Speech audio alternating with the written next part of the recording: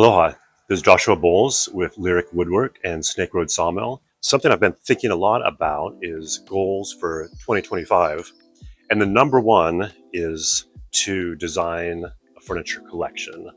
So over the years, I've designed a lot of individual pieces, benches, chairs, desks. But my ambition for this year is to create a collection where there's unity, where there's like harmony, a theme, and like a visual language that's unique to this collection.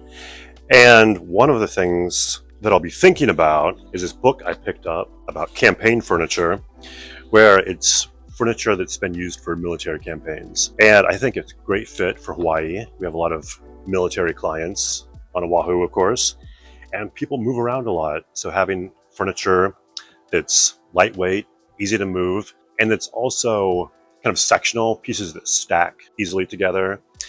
And so one of the first things we've designed for the collection is this bench. I'm calling it the campaign bench. And this piece, solid monkey pod, comes off and then it fits neatly back in. It's a snug fit. So just a couple solid taps, it's in. And so that's the first piece, and then I'm going to build off of that. Next is going to be a coffee table and a chair. And I can't wait to share with you in the coming videos how those are progressing. So thanks for viewing this, and please subscribe to our channel.